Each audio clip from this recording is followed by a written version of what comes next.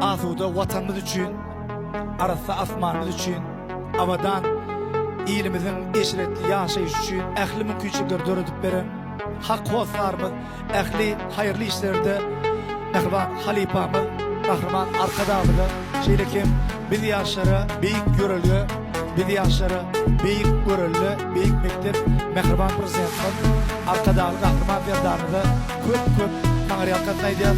Canlar sağ oldum, mertebeleri beren bolsun. Senem yaşlıkta san bağatmadım deydin mi? Sen bağıtlanın, ştanga. Ştanga. Ne diyse ver ya mi? Bu da eşkur çağılama korudu mu? Oy. Sana da var. Vilayetlerin yollarının ervetliği. Bu köre yasına da. Görür yalıpta yollar. 7 yaşında okula giden vaxtım duran çukur, şu 34 yaşımda intagam dur. Komentariyada diye, diye kerpiç davatta diye, oğluk dövüşük diye, kerpiçleri koyundam yolu ödünü düzedin diye. Rayatın işimiş o. Panyatada bolyan adamlar her kaçan garipliğe mahkum olyanlar.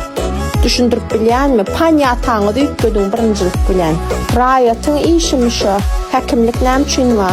Nemçin yol gulluğu var. Nemçin köçelerde yörer yalaklar. Biz bir rayat, biz ne davostamı da bildirip biler käbir yağdaylarda. Kanyashna yurdumuz asuda parasat Allah canı yüzde müşkür.